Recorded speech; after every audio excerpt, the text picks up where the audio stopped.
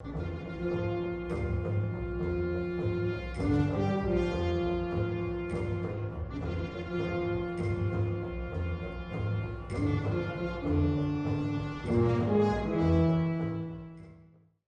pues buenas tardes.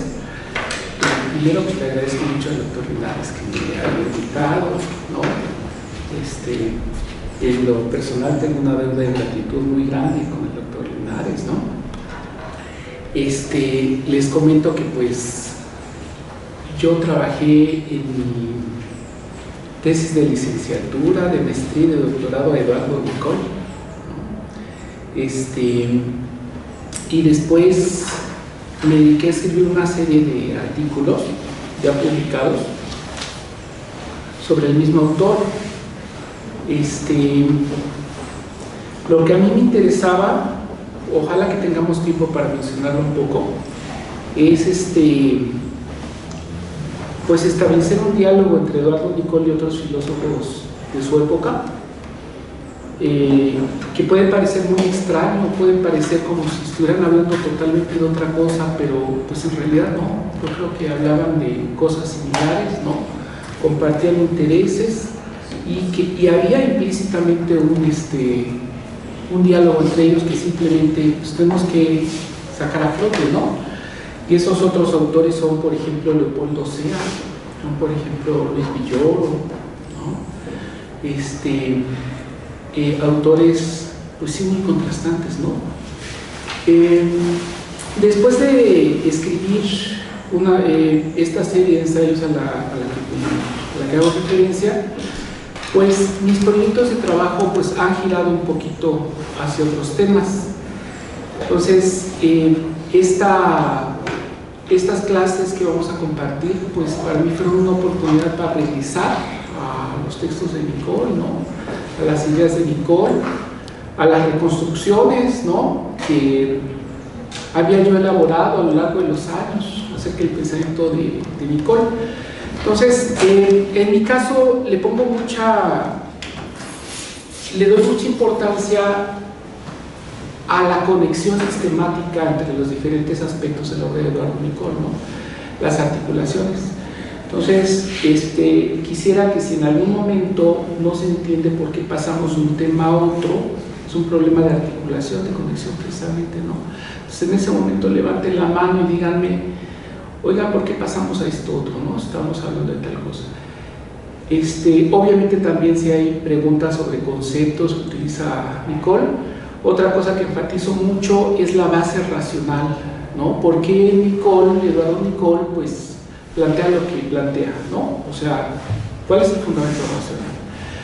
Entonces, en todo eso, pues, hay que poner mucha atención. La clase, pues, el tema es la teoría del idea del hombre.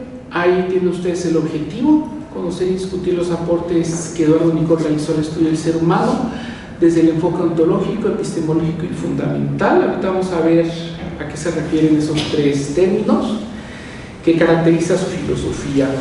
Ahí está Eduardo Nicol en su biblioteca fumando su pipa, ¿no? Una imagen muy, muy poderosa de un hombre de letras, ¿no?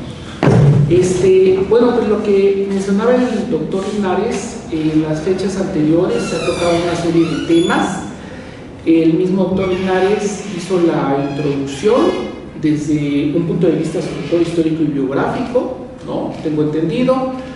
Después el profesor Carlos Vargas se ocupó pues del núcleo de la filosofía de Eduardo Nicol, que es el problema del ser y del devenir, ¿no? De ahí podemos considerarlo como el centro del que se derivan todos los demás temas. Y después pues acerca de la metafísica, ¿no? ¿Qué es metafísica? ¿Qué sentido tiene la metafísica en Eduardo Nicol? Que vamos a retomar algunos elementos enseguida. Y el profesor Arturo Aguirre, ¿no? Hizo la transición entre comillas, a lo que yo podría llamar la filosofía de la cultura de Eduardo Nicol, ¿no? Que es la teoría de la mundanidad. Eduardo Nicol fue sobre todo un filósofo metafísico y entendía la metafísica como el sistema o el enlazamiento de ontología y epistemología, y siempre que iba hacia temas específicos, ¿no?, lo hacía desde ese enfoque, desde ese punto de vista, es decir, desde el enfoque o la perspectiva de las bases ontológicas, ¿no?, las bases epistemológicas. Por ejemplo, estudia la cultura, ¿no?, pero ve cuáles son las bases ontológicas, los elementos desde la ontología, ¿no?, para entender la cultura. Y lo mismo cuando vamos a la antropología filosófica, que es nuestro tema, ¿no?, lo que hace es ver cuáles son las bases ontológicas para toda posible antropología filosófica, por plantearla de esa manera, ¿no? Pero hablar de Eduardo Nicol de ontología únicamente pues es algo artificial y en última instancia falso, porque siempre que hace cualquier planteamiento ontológico pues trae consecuencias muy fuertes en el nivel epistemológico, ¿no?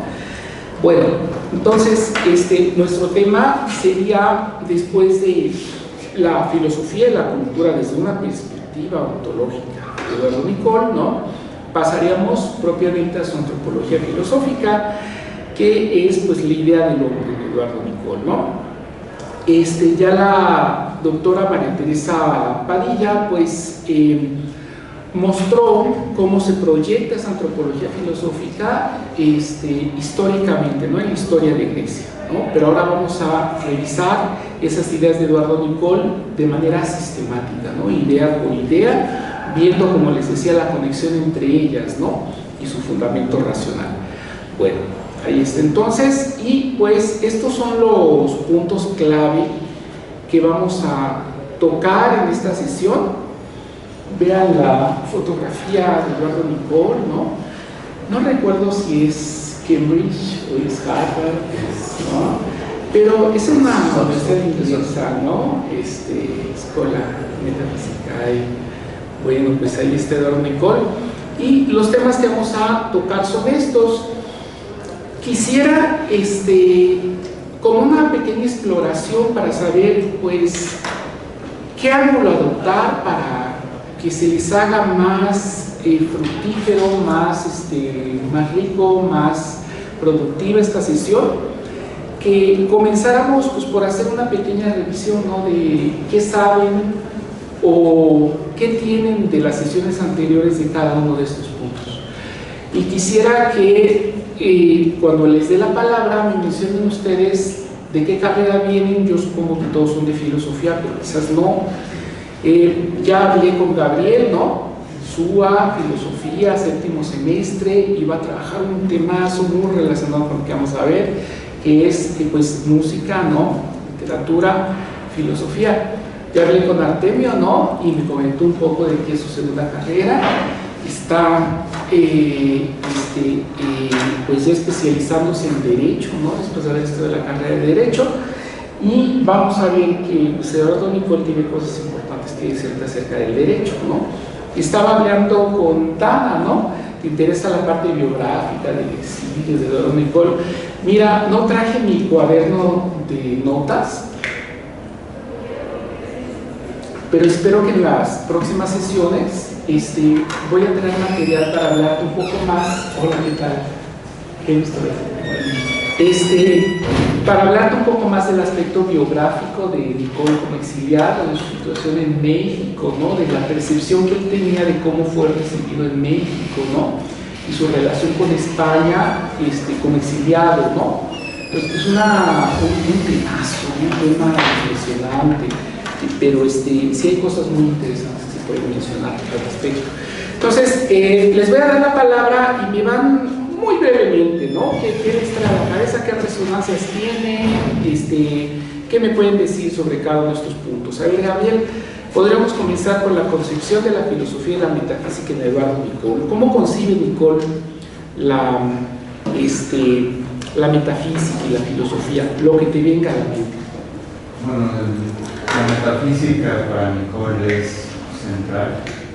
De hecho, una de las razones por las que yo estaba interesado en este curso es para entender por qué la metafísica y qué entendía por metafísica de Nicol. con el maestro Carlos Vargas nos hizo el favor de esclarecernos este engarce que mencionó, pues está entre epistemología y ontología. Que, o sea, creo que es importante porque, de hecho, aquí en la facultad sucede, muchas veces se pone como metafísica y ontología como lo mismo, ¿no? Sí. Lo que yo estoy entendiendo ahora, y tal vez esté equivocado, bueno, pueden corregir, es que Nicole de alguna forma está intentando regresar a un pensamiento aristotélico de ciencia primera, ¿no?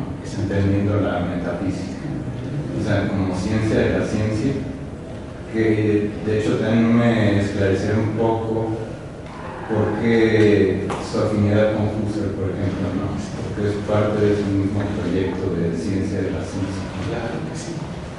Ok, bueno, pues ya me voy porque el doctor Carlos ya le supo dar a entender muy bien la parte central. Bueno, muy bien.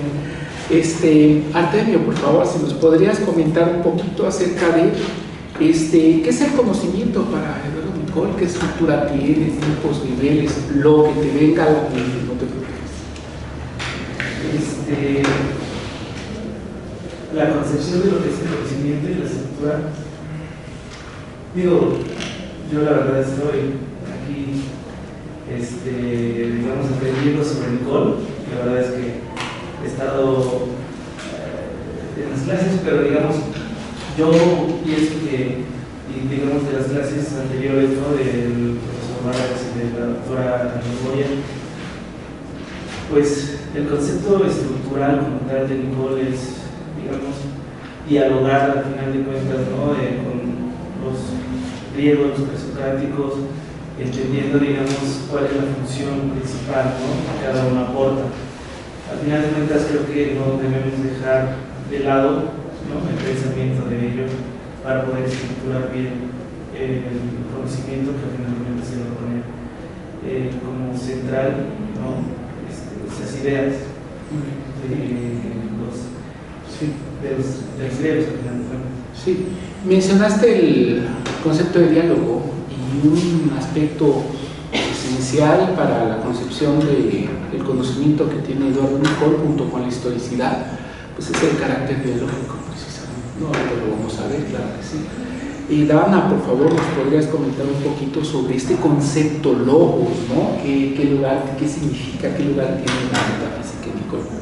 Bueno, por lo que recuerdo, cuando estábamos viendo esta reflexión que Nicol quería hacer, reivindicar la metafísica, tomar logos, como, pues sabemos que logos significa muchas cosas, pero tomarlo como palabra, y él, o sea, explicaba que el ser es expresión, Sí. y, o sea, expresión en sí, pero se expresa también a través del lenguaje. Logos sería eso que constituye la expresividad del ser. Claro que sí. ¿Por qué Nicol habla de la expresión en vez del lenguaje? Bueno, según recuerdo, o sea, el ser, o sea, es expresivo en sí, o sea, no necesita como, o sea, el solo hecho de estar ya es expresivo. Expresivo, sí. Y no estar en un lugar también expresa. Bueno, Todo lo que alguien no haga, el hombre expresa algo. Claro que sí, vamos a desarrollar ese vínculo, ¿no? Expresión lenguaje. De este lado, compañero, ¿nos podrías decir tu nombre, carrera, semestre? Sí, me llamo Maximiliano. Maximiliano. Filosofía. ¿Perdón? Filosofía. Filosofía. Y séptimo semestre. Séptimo, también ya estás pensando en tu tesis. Sí, más o menos. Bien, tema. La idea de libertad en la escolástica tardía. ¿Perdón? La idea de libertad en la escolástica tardía. Ok, libertad escolástica. Claro, Eduardo Nicol tiene mucho que decir sobre el concepto de... Estaba leyendo eso. Claro que sí, por supuesto. ¿Recuerdas algo sobre el concepto de vocación en Eduardo Nicol? Tengo un poco de noticia. También es una cosa muy importante para él. Creo que se ha mencionado cuando se ha hablado sobre la cuestión de la tesis de la filosofía. ¿Sobre qué, perdón? cuando se ha hablado sobre la cuestión de la crisis de la filosofía, Ajá, se ha mencionado que una de las cosas que se pone justamente en peligro es la vocación, claro, que es como sí, el mismo término dice, el llamamiento del ser humano claro, hacia una especie de realización. Claro. Recuerdo así que decía que era como un llamamiento del mismo ser. Sí. El mismo ser se llama al ser humano para ¿y quién realizar- llama al ser humano? ¿Mande? ¿Quién llama al ser humano? Si vocación es llamada, ¿quién llama al ser humano? Yo supondría que el ser mismo. Ok, vamos a ver eso, claro que sí. Muy bien, muy bien. Maximiliano. Ok, bien. Sobre la idea del hombre, ¿qué es lo que se ha mencionado aquí? ¿Nos podrías decir tu nombre, carrera, semestre y un poco lo que te venga a la mente? Me llamo Marco, soy Marco. soy del Colegio de Historia y estoy en semestre extra, la novena.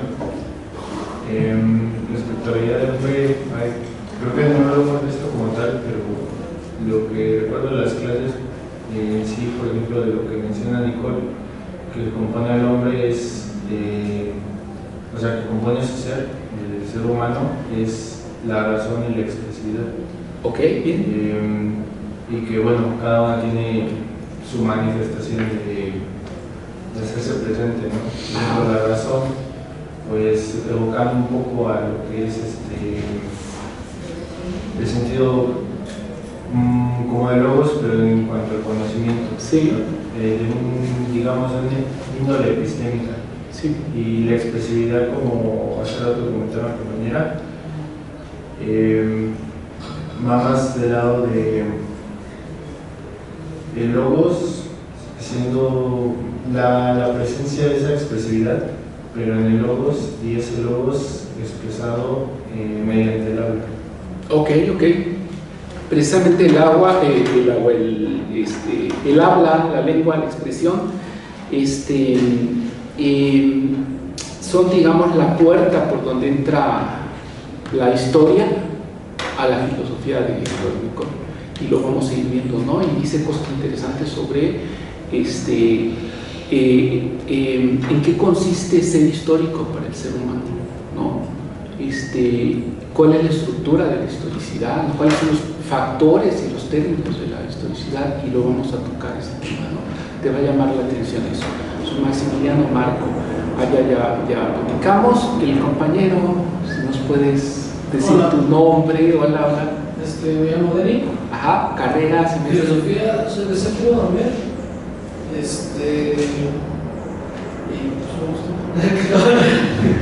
Tenemos aquí un tema que es el de términos y factores de la acción y de la historia. ¿Cómo entiende la historia, Nicole? Todavía no lo sé. Todavía nada. Pero de ¿Algo lo que que te he venga a la llegado- mente? De lo que he llegado a ver y de lo que puedo entender, supongo que Nicole va a pensar en la acción como.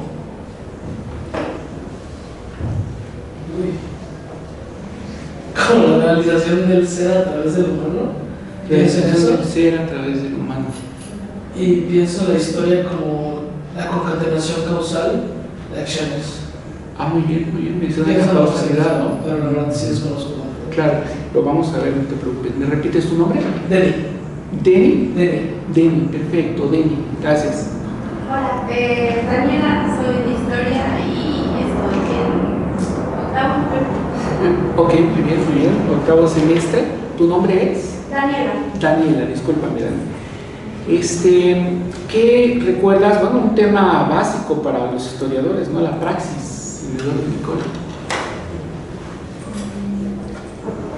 no, porque no recuerdo nada respecto a este. Ok. De la sesión pasada. No te preocupes, lo vamos a tocar ya. Muy bien. Compañero. ¿Qué tal? Soy Jonathan y fui cuarto semestre de SUA en filosofía. Y ya. De filosofía dices, ¿no? Filosofía, sí. Muy bien. ¿Alguna temática que te interese especialmente? Bueno, el señor me interesó porque justo es un filósofo mexicano, o sea, quería saber como el enfoque nacional más. Sí, que- claro, ¿no? Sí. Dice por ahí no recuerdo quién lo dijo, ¿no? Pero por ahí alguien dice, haberse pasado toda la vida leyendo la gran filosofía en otros idiomas y de pronto descubrir que en tu propia lengua, ¿no? En español, puedes encontrar gran filosofía, ¿no? Al mismo nivel que en cualquier otra lengua. Entonces, pues eso es precisamente encontrarse con Eduardo Nicol, ¿no? ¿Tienes alguna idea de este concepto de situaciones vitales, Eduardo Nicol? No, la verdad, sí estaba como nervioso de ver cuál iba a tocar. Porque la verdad es que también la clase pasada no vine, estaba como un poquito como intentando volver a agarrar el hilo. Sí. Desde aquí vamos a hacer. Bueno, aquí vamos a hacer un pequeño repaso de las ideas principales, ¿no? Y pues me faltaste tú, así es tu nombre, carrera, semestre. Bueno, mi nombre es Horaz y soy de filosofía, de SUA, de todos los semestres, creo. Todos los semestres, muy bien.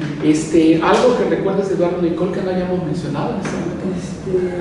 Bueno, es que yo la verdad me quedé mucho con una inquietud de esta lectura que de hecho es para hoy. Sí, claro. Porque yo vi un eco wittgensteiniano muy fuerte al principio cuando describe de qué se compone la ontología del mundo, ¿no? Entonces, bueno, yo la veo mucho con ganas de escuchar eso. Bueno, si escuchara a Eduardo Nicol que lo comparas con Wittgenstein, ya se habría muerto otra vez.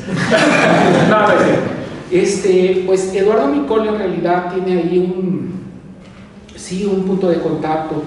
Eduardo Nicol, los principales problemas de la filosofía, y lo dice en La idea del hombre, en la lectura que quedó,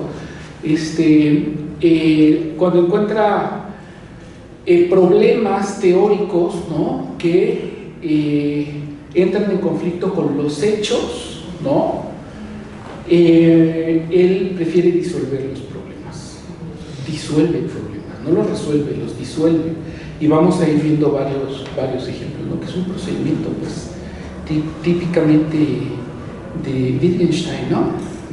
Pero bueno, sí, claro, vamos a tocar esa parte, ¿no? Bueno, muy bien, gracias por compartirme estos antecedentes, ¿no? Ya sé mucho mejor hacia dónde debo dirigir la clase, ¿no?, y cómo puedo ayudarlos más. Bueno, lo primero que quisiera es hacer un repaso muy rápido de cómo concibe la filosofía, la ciencia, el conocimiento, la metafísica Eduardo Nicol, algunas de sus ideas básicas, y sobre eso ya nos enfocamos en sus ideas sobre el ser humano, ¿no?, la historia, la praxis, etc. Primeramente, pues mencionarles que Eduardo Nicol estaba muy consciente de que hay diferentes formas de hacer filosofía. Él tiene una conferencia que está incluida en el libro del problema de la filosofía hispánica, y una de las secciones pues es precisamente sobre tipos de filosofía, ¿no? Ahí ven en la parte inferior el lugar exacto, ¿no? Es páginas 36-44. Y es muy interesante porque Eduardo Nicol todo el tiempo se le pasa defendiendo, insistiendo en que la filosofía es ciencia, ¿no? Pero pues en este pasaje pues se abre a analizar, a ver, examinar otras formas de hacer filosofía, aunque sea para concluir finalmente que pues así no es como debe hacerse filosofía, ¿no?, sino que debemos regresar a la filosofía científica, etc., ¿no? Pues menciona varios tipos de filosofía, ¿no? Él menciona que pues se le llama filosofía a la sabiduría cuando se expresa a través de apotegmas, ¿no?, es decir, frases breves, contundentes, como las de los 7 sabios, es el ejemplo que él mismo da, ¿no? Él considera que también, o reconoce, ¿no?, que también se le puede llamar filosofía al pensamiento ideológico. Él menciona varias veces el tema de la ideología, lo menciona en los principios de la ciencia, en estas conferencias del problema de la filosofía hispánica, pero nunca hace un análisis ni un estudio a detalle profundo, ¿no? Entonces, lo que sabemos es que él, pues, si ve filosofía política o pedagogía, él dice, pues eso es ideología, cualquier tipo de filosofía política, ¿no?, cualquier tipo de pedagogía. Seguramente por todo el contenido de valores que hay ahí, pero no solo valores, sino también intereses, ¿no? la ideología la relaciona Eduardo Nicol con los intereses, ¿no? Cuando una persona, un individuo o un grupo tienen un interés particular que es excluyente, ¿no? Pues entonces desarrollan un pensamiento para defender esos intereses, instrumentalizan el pensamiento y pues ahí está la ideología. Podemos pensar que eso era lo que tenía en mente Eduardo Nicol, ¿no? Por los ejemplos que da. Menciona, por ejemplo, a Rousseau, menciona a Voltaire, etcétera, filósofos de la Ilustración. La diferencia con la sabiduría de los apotegmas es pues que en este caso ya no son ideas sueltas, sino son ideas enlazadas, ¿no? Sistemáticas, integradas a un discurso coherente, ¿no? Con racionalidad formal, lógica, etc. Y con toda esta parte, su relación con los intereses, grupos particulares, instrumentalización del pensamiento, etc., ¿no? Él menciona también los sistemas inventados, ¿no? Seguramente pensaba en el pensamiento que no tiene una base objetiva o, como él diría, fenomenológica, ¿no? Sino que son una construcción del pensamiento que no tiene amarre en la realidad. Para él, la vuelta a la realidad, a los hechos, ¿no? a las cosas en sí mismas, pues es muy importante. Así nos explicamos por qué aparece aquí como un tipo de filosofía no científica los sistemas inventados, ¿no? Y pues evidentemente no podía dejar de mencionar a los filósofos de ideas sueltas, ¿no? Así les llamaba a los ensayistas, ¿no? Que de pronto tienen una idea y desarrollan esta idea en un ensayo, ¿no? Obviamente lo dice con mucho desdén Eduardo Nicol, ¿no? Porque él pensaba que la filosofía debía ser sistemática, no de ideas sueltas, ideas enlazadas, ¿no? Ideas con orden, con completud, ¿no? Con coherencia. Y bueno, él menciona entre estos tipos de ensayistas a Montaigne, Gracián, Nietzsche, pero a lo largo de su conferencia en este libro del problema de la filosofía hispánica, pues el filósofo al que regresa una y otra vez como ejemplo de filósofo de ideas sueltas, pues es Ortega y Gasset, ¿no? Un gran reproche que siempre le hizo a Ortega y Gasset es esto, que no desarrollaron un pensamiento sistemático. Y con su propia obra, de alguna manera, Eduardo Nicol está haciendo esa crítica de Ortega y Gasset, ¿no? Así es como se debió haber hecho la filosofía, no a través de ensayos y en los periódicos, ¿no? Como mencionaba con mucho desdén, insisto, ¿no? Todos estos son tipos de filosofía que Eduardo Nicol considera, sabe que están allí, ¿no? Pero no los ve como verdadera filosofía o filosofía eminente, digamos, ¿no? Filosofía en sentido propio. La filosofía en sentido propio es filosofía científica, filosofía como ciencia. Y es la idea de recuperar esta idea aristotélica de, pues hay unas ciencias particulares, ¿no? Pero encima de ellas, o por debajo, más fundamentalmente, está la ciencia primera, ¿no? Que se ocupa de los principios del ser y del conocer. Sí, claro, eso es la visión de la filosofía y de la ciencia para Eduardo Nicol. Nada más quisiera mencionar, no vamos a poder detenernos en eso.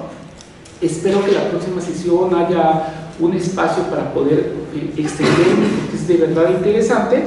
El lugar que tenía la filosofía científica en la época en que vivió Eduardo Nicol en México.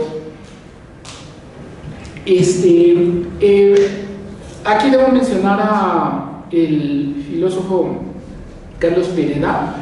Él es ha hecho su obra en la tradición analítica de la filosofía, aunque los mismos analíticos ya no saben muy bien qué es eso de filosofía analítica, ¿no? Pero pues ahí está, ¿no? Ahí podemos enmarcar al doctor Carlos Pereda.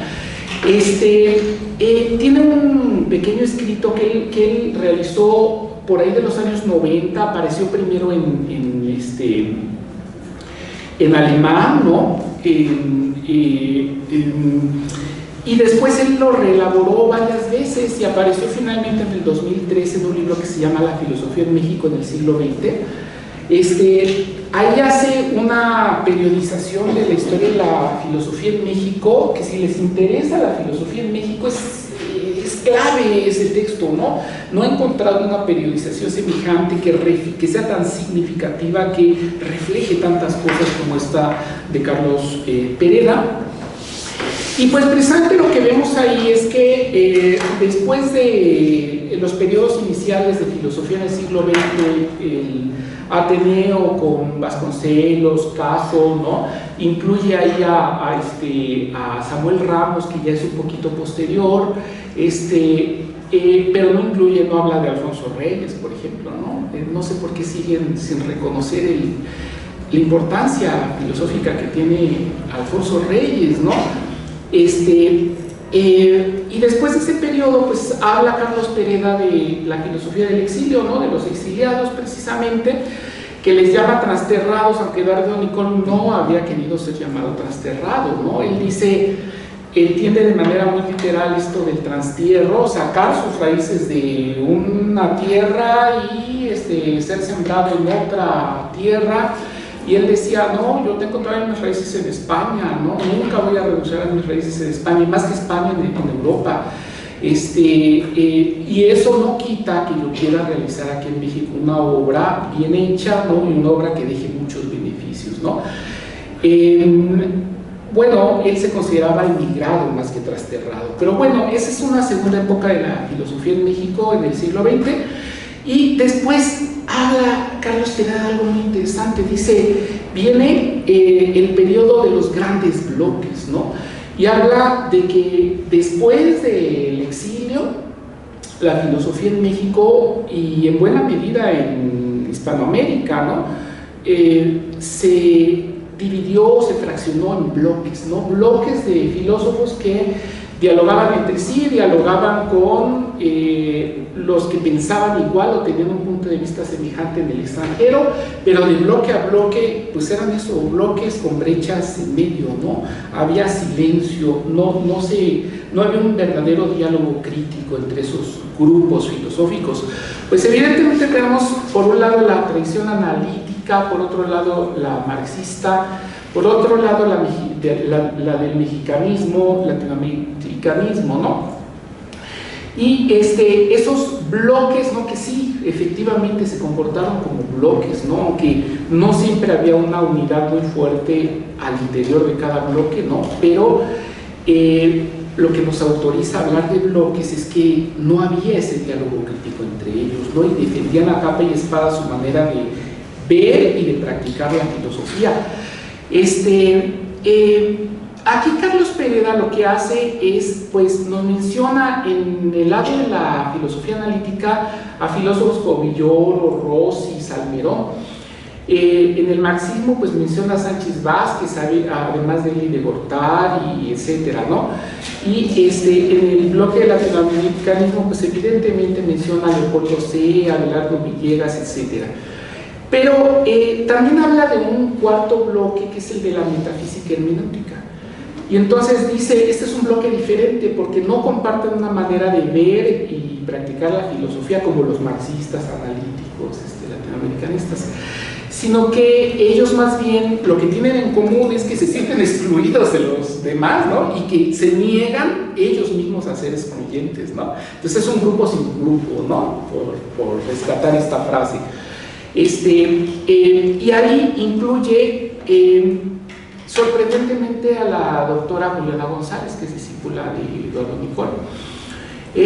Pero yo creo que esto es un error, un desajuste, ¿no? En la periodización de Carlos Pereda, porque la obra de Juliana González comienza en los años 80, pues, ¿no? En el 81 publica este libro importantísimo sobre Eduardo Nicol, ¿no? La metafísica dialéctica de Eduardo Nicol.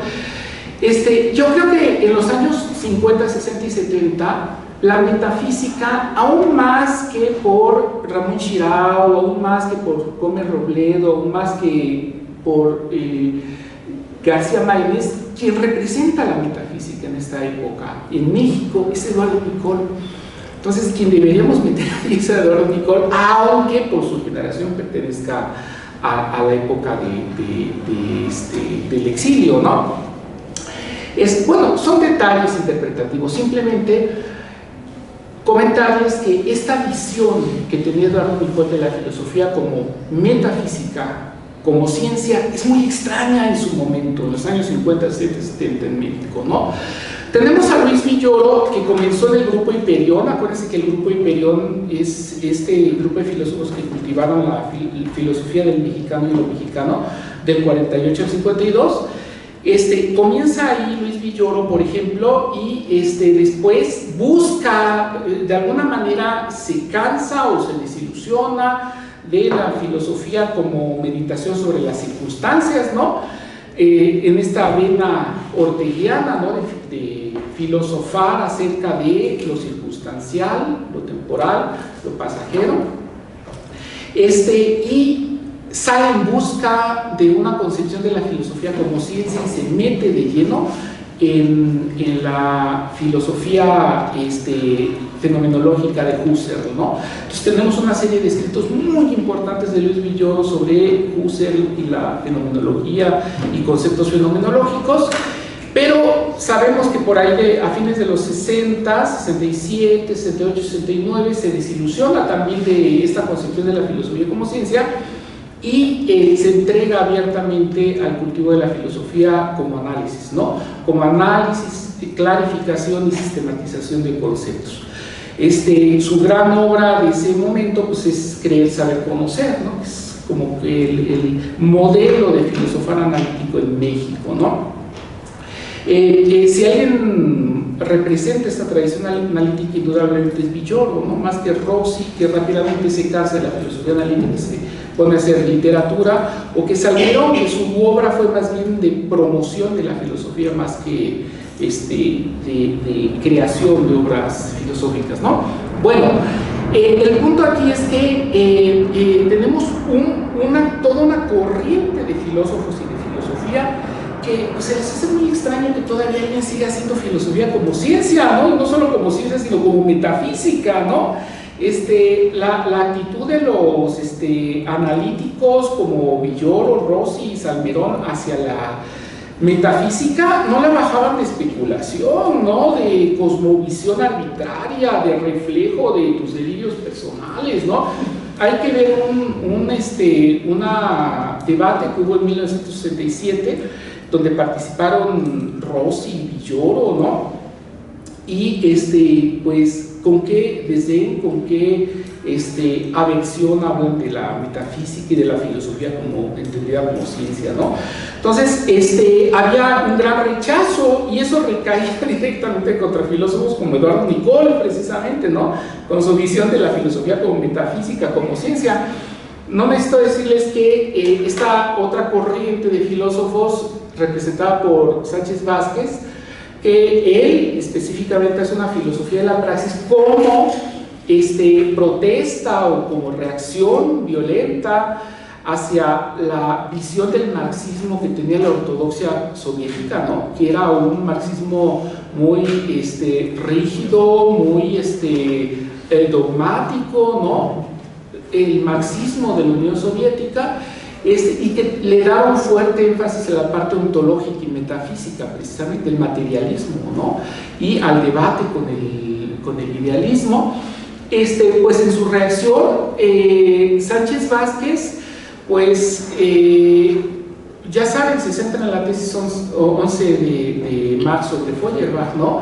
Los filósofos solo lo que han hecho es interpretar el mundo, lo que hay que hacer es transformarlo y pone a la praxis en el centro de la filosofía, pero como transformación, ¿no? Efectiva de la realidad natural y social. Entonces, ¿cómo veía Sánchez Vázquez a Eduardo Nicol? Pues como alguien muy especulativo, muy perdido en la nube de los pensamientos sin amarre en la realidad concreta, ¿no? Hay un pequeño texto de Adolfo Sánchez Vázquez que lo dice explícitamente, ¿no? La carga especulativa de Eduardo Nicol es excesiva, dice Sánchez Vázquez.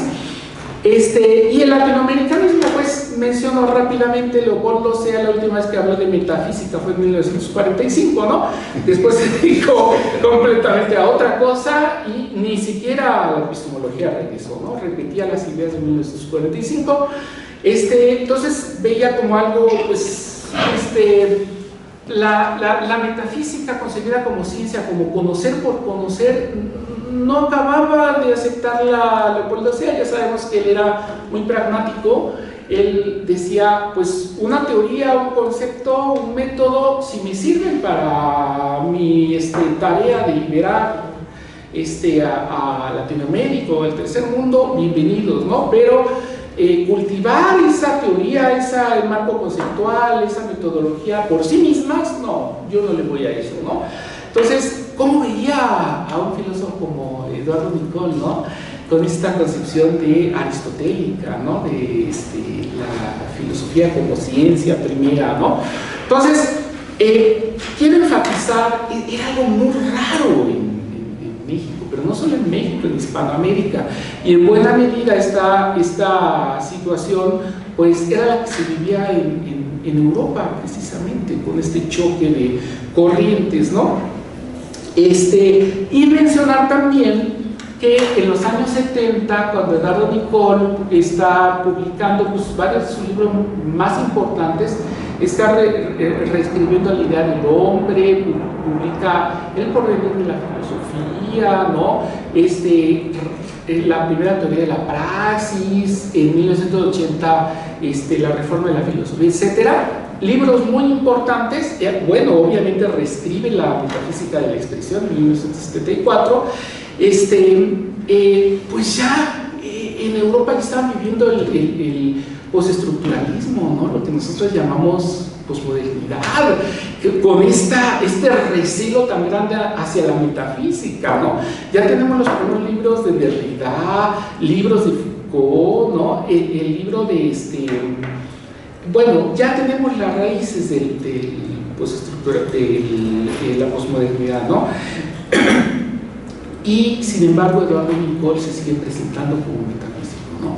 Con una concepción de la filosofía como ciencia primera. Entonces, ¿qué cosa tan rara es esa?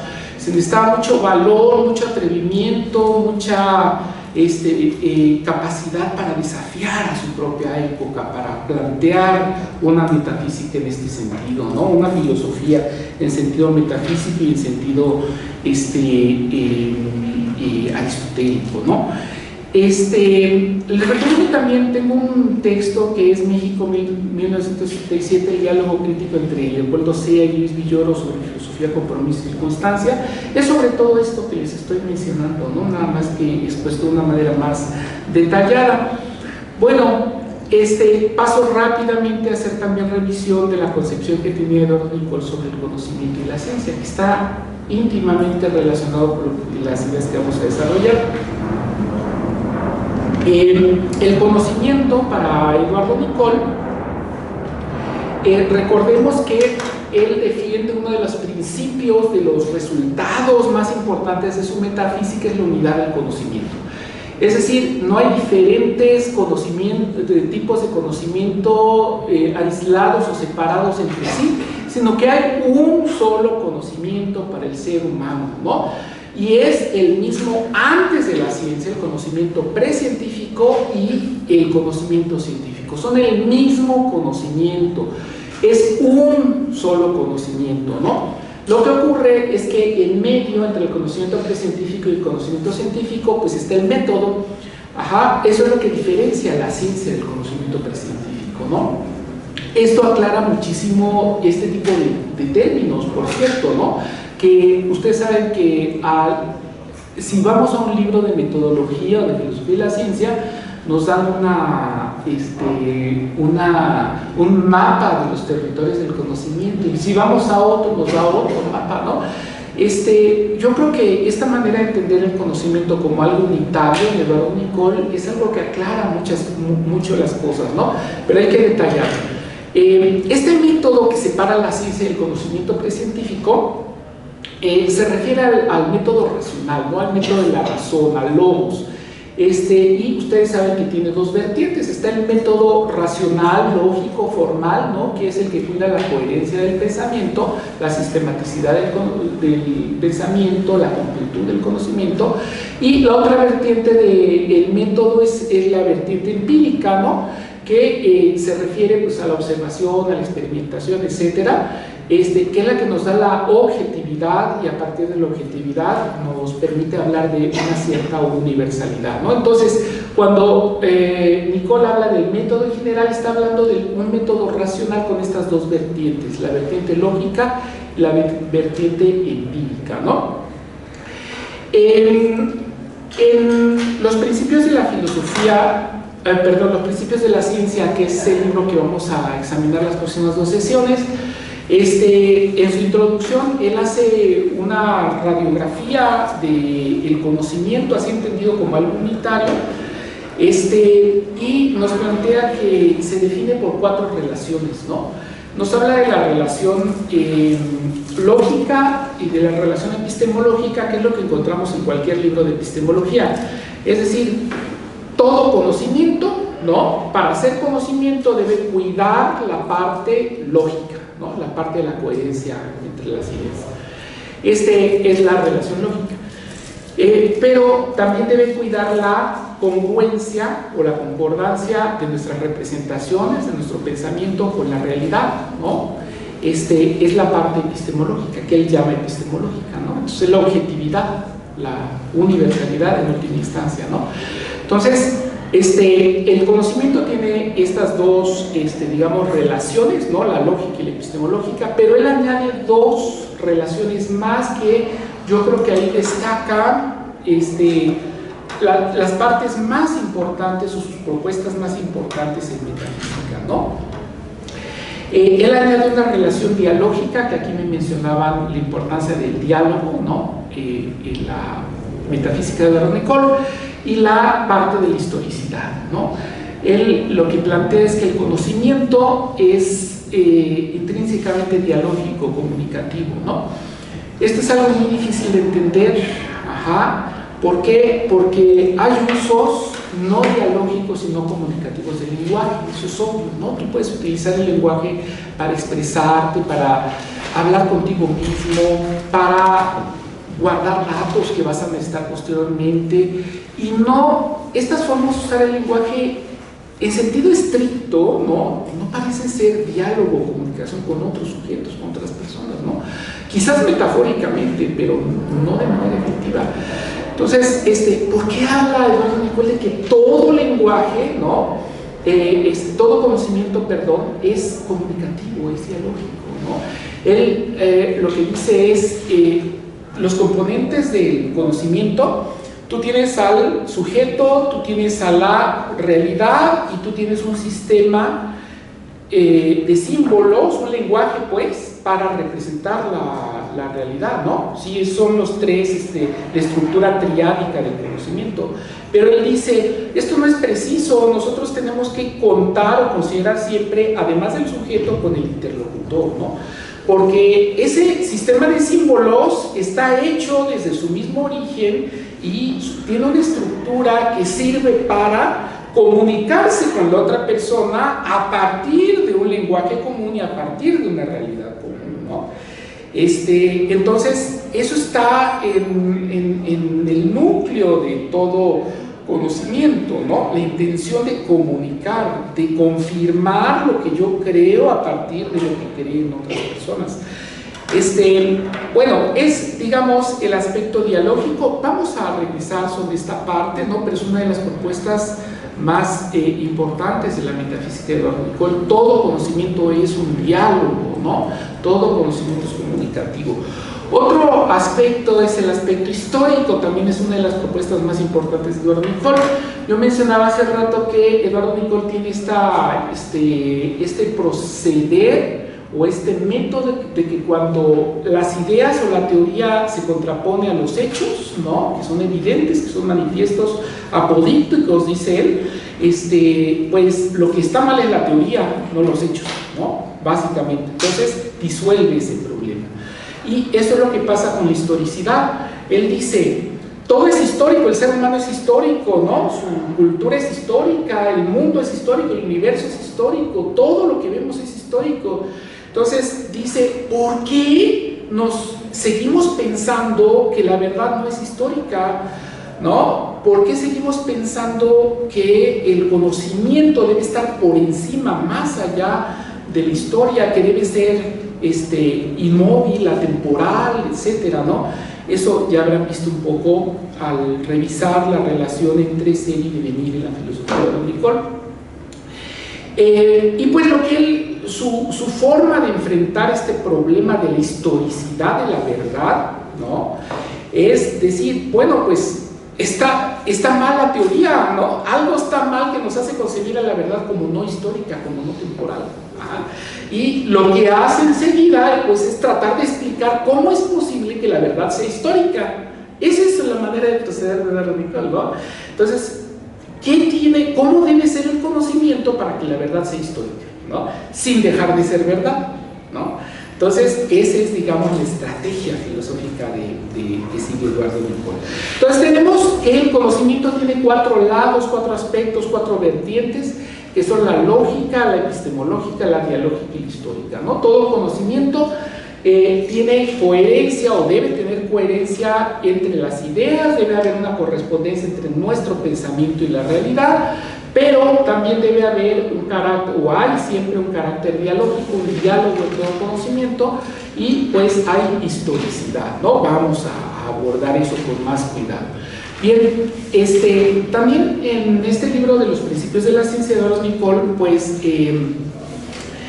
menciona esto de que la ciencia tiene varios niveles, ¿no? 3 niveles específicamente. Él dice, en la ciencia pues hay un primer nivel que es el de la recopilación de datos, ¿no?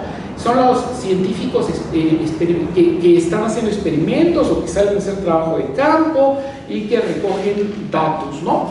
Un segundo nivel, esto es importante, es cuando hay otros científicos que pues esos datos surgidos de la experiencia, de la observación y de la experimentación, los relacionan entre sí para encontrar regularidades y a partir de ello, pues plantear leyes, ¿no? Leyes, que son relaciones entre datos, regularidades, ¿no? Pero hay todavía un tercer nivel en la ciencia, que es el nivel de la teoría, que él considera el nivel más aristocrático, ¿no? de la ciencia. Esta idea de la aristocracia está presente en muchos aspectos de la filosofía de Don Nicole, ¿no? Entonces dice, la aristocracia de la ciencia son los que hacen teoría. ¿Y qué es la teoría? Pues cuando ya no conectamos datos para formar leyes nada más, sino que conectamos leyes en marcos teóricos, conceptuales, mucho más amplios, ¿no? Esa es la verdadera ciencia, dice Don Nicole, no tanto la de recoger dato tras dato, sino la de saber dar unidad y coherencia a nuestro pensamiento a partir de esos datos, ¿no? Y pues aquí intervienen estos 2 conceptos tan importantes de Eduardo Nicole, que son la apófasis y la poiesis, ¿no? Así es como lo escribía él, poiesis. La apófasis, pues ustedes saben que es la mostración o la manifestación del ser en el lenguaje, por decirlo así, ¿no? En el lenguaje. Siempre nos estamos refiriendo a la realidad a través del lenguaje, y ese es el contenido o componente apofántico del lenguaje, ¿no? Y la parte poética, pues es la parte de los símbolos, ¿no? Del lenguaje, y puede cambiar, ¿no? De cultura a cultura, de sociedad a sociedad, de comunidad a comunidad, pero a pesar de que cambie el lenguaje, pues puede estar haciendo referencia al mismo objeto, a la misma realidad. Por ejemplo, ejemplo sencillísimo, pues en español mesa, en inglés table, pero a pesar de que son símbolos diferentes, pues se refieren a la misma realidad, ¿no? A esto. Entonces, 2 símbolos para una misma cosa. Entonces tenemos que hay una diferencia poética, ¿no? En los símbolos que estamos usando, pero la apófasis es la misma, ¿no? Se nos está revelando el mismo objeto, la misma realidad. Ahora imagínense si vamos a una oda de Pablo Neruda, ¿no? Él tiene nosotros tenemos libro, ebook, ¿no? Pero Pablo Neruda al libro le llama bosque mínimo, ¿no? Bosque mínimo. Entonces ya no es nada más de nombre, ¿no? Sino la representación ya es mucho más compleja, ¿no? ya hay mucha más creatividad al momento que Pablo Neruda dice, esto es un bosque mínimo, ¿no? Entonces, el lenguaje se diversifica, ¿no? Book, ¿no? Libro, bosque mínimo, pero la presencia de la realidad es la misma, es lo apofático, ¿no? Entonces, de ahí viene la idea de Eduardo Nicol de que el lenguaje es poético, es decir, es diferenciante de manera necesaria. Es decir, al utilizar símbolos, lenguajes, diferenciamos nuestra visión de la realidad, ¿no? Y esto está relacionado también con la construcción de nuestro propio ser, ¿no? Construimos nuestro ser a partir del lenguaje, ¿no? Al utilizar el lenguaje nos diferenciamos nosotros mismos. Pero bueno, lo vamos a ir viendo con calma. Menciono también la cuestión de los principios, ¿no? Eduardo Nicol considera entonces a la metafísica como ciencia, ¿no? Del ser y del conocer. Como tal, como ciencia, el producto de la metafísica es un conjunto de principios, precisamente, ese es su fruto, pues. El árbol es la metafísica, sus frutos son los principios de la ciencia, los principios del conocer y del ser. Entonces, no es casualidad que en 1957 publica la primera versión de Metafísica de la Expresión y en 1965, 8 años después, después de muchos, le tardó muchos años en escribir los principios de la ciencia en 1965, ¿no? 8 años son los que separan esos dos libros, y pues lo que estamos viendo ahí es presente el árbol y su fruto, ¿no? En la Metafísica de la Expresión muestra cómo es posible una metafísica, ¿no? Como ciencia primera, y los frutos los da precisamente, aunque están anunciados en Metafísica de la Expresión, pues, se muestran en los principios de la ciencia, ¿no?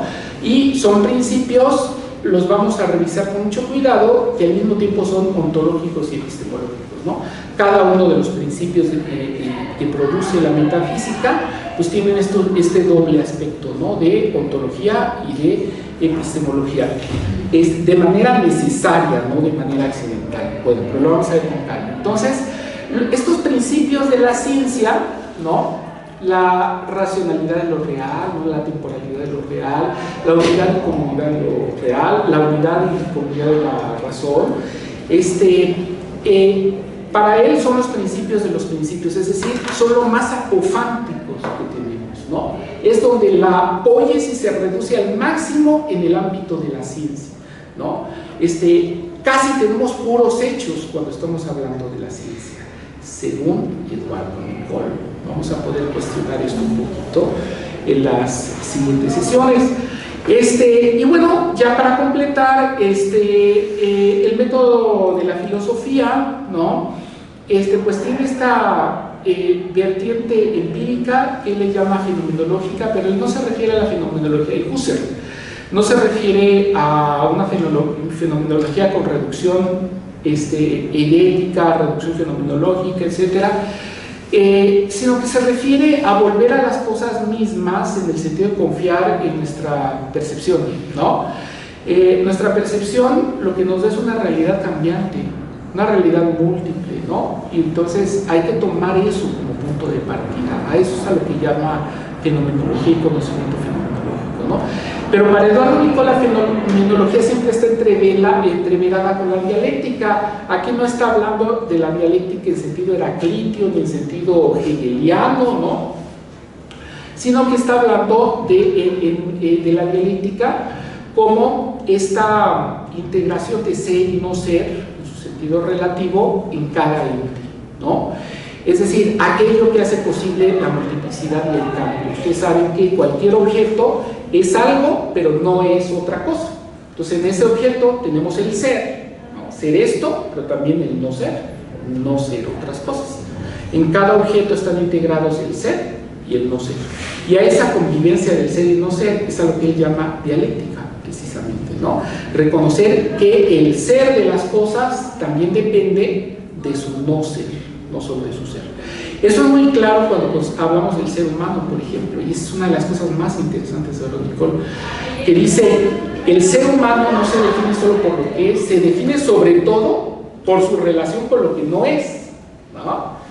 Bueno, lo vamos a ver con calma un poco más adelante. Su método filosófico entonces es fenomenológico, es dialéctico, y cuando se trata del ser humano, este método se aterriza como hermenéutico y como histórico. Hermenéutico porque el ser humano es expresivo, ya lo mencionaron ustedes, ¿no? Es decir, con el ser humano siempre, el dato de la presencia del ser humano siempre se abre a la multiplicidad de sentidos.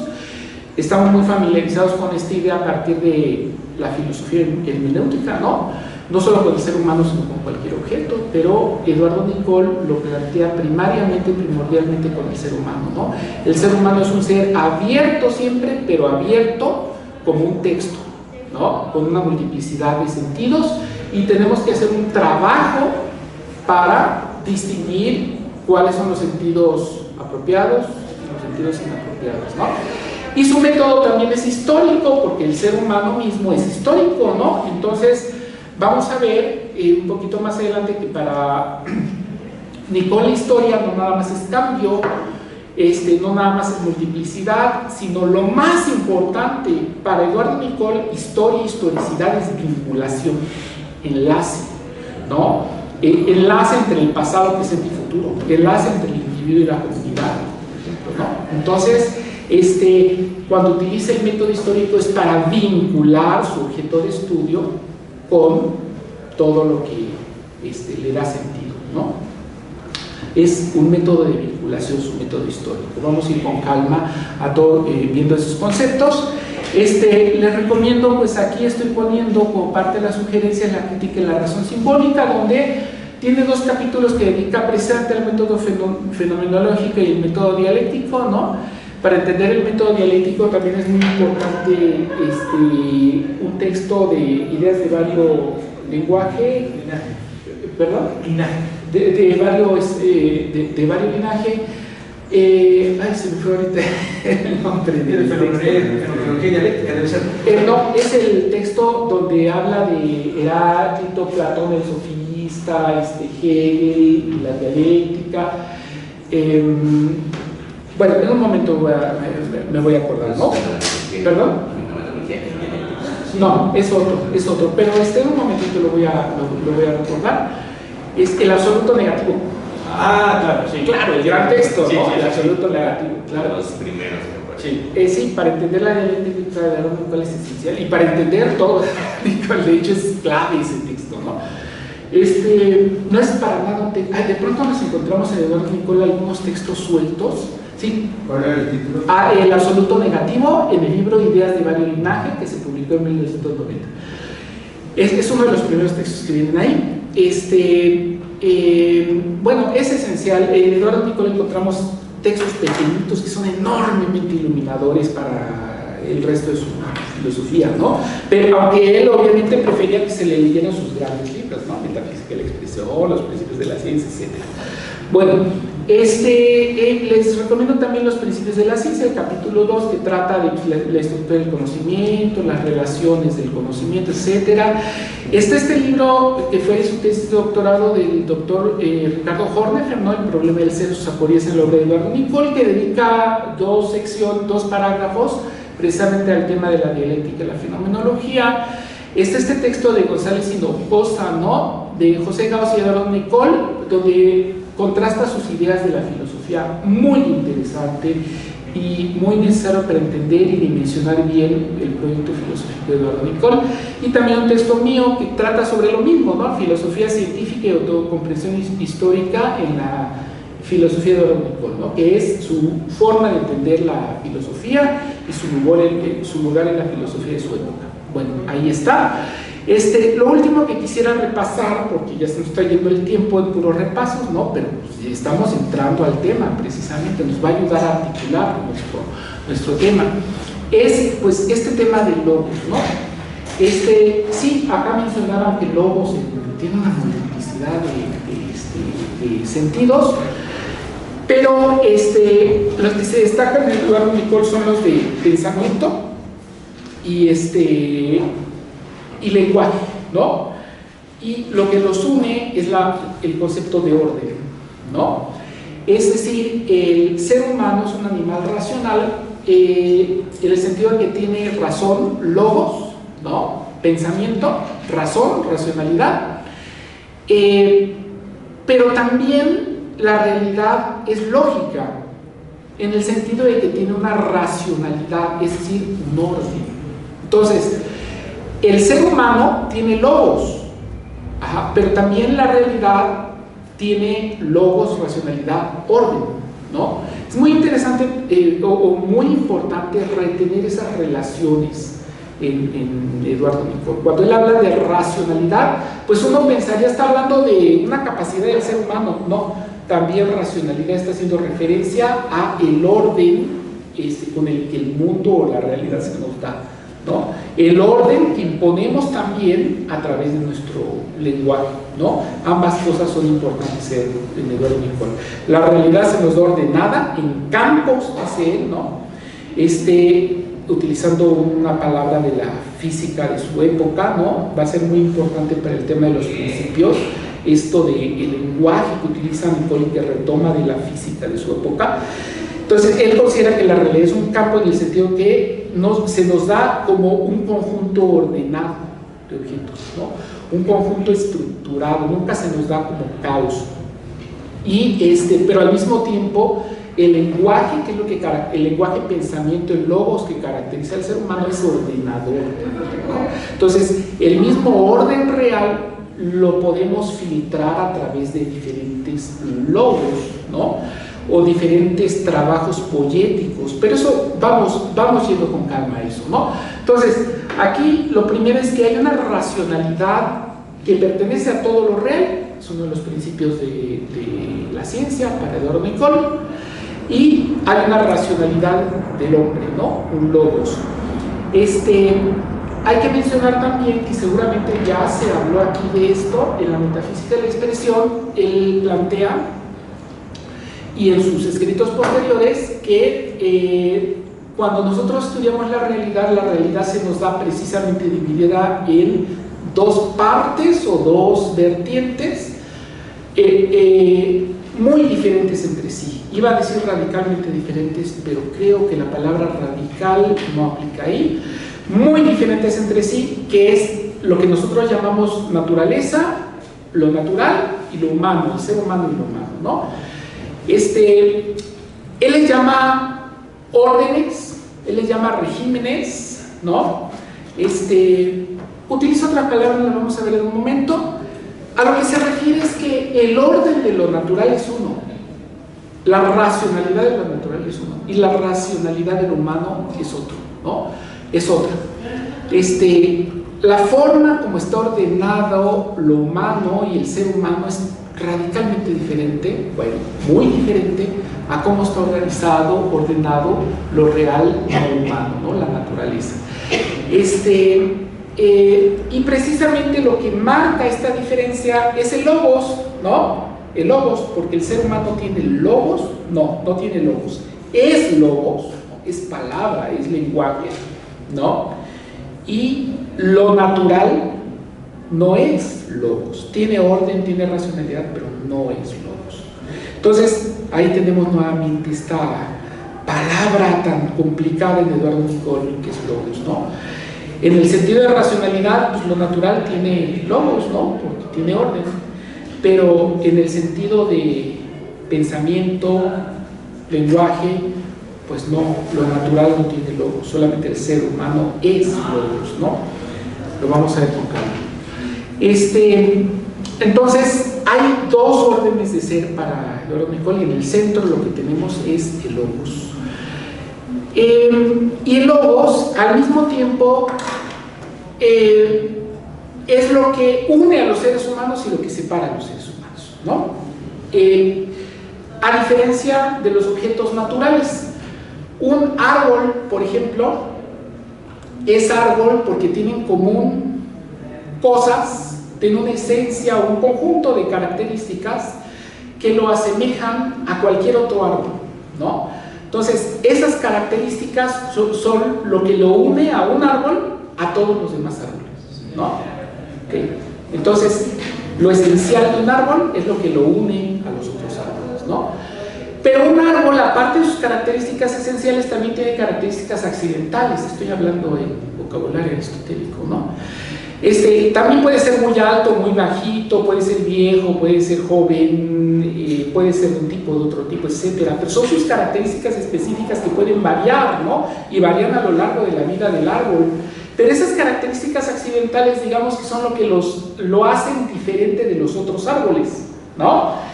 Entonces, cualquier objeto natural tiene características esenciales que los unen a otros seres similares, y lo accidental es lo que lo diferencia de otros seres, ¿no? Pero los seres humanos no funcionan así. Los seres humanos, dice Eduardo Nicol, y de pronto es difícil entender ese tipo de cosas con Eduardo Nicol, ¿no? Nos dice, lo que une a los seres humanos es lo que los diferencia, ¿no? Ya parece Heráclito, ¿no? Heráclito el oscuro, ¿no? ¿Qué está tratando de decirnos? Bueno, se está refiriendo a logos, al lenguaje y pensamiento, precisamente. El lenguaje y pensamiento es lo que nos une a los seres humanos, porque somos humanos por tener lenguaje y pensamiento, logos, ¿no? Pero el logos es diferenciante. Gracias al logos nos hacemos diferentes a los otros seres humanos, ¿ya? Utilizando el lenguaje, por decirlo así, construimos nuestro ser a través del lenguaje. Utilizando el lenguaje, construimos nuestro ser como algo diferente al ser de otros seres humanos. Y aquí la clave, si no me equivoco, es el concepto de vocación, ¿no? Pero ahorita vamos a entrar a ese tema, ¿no?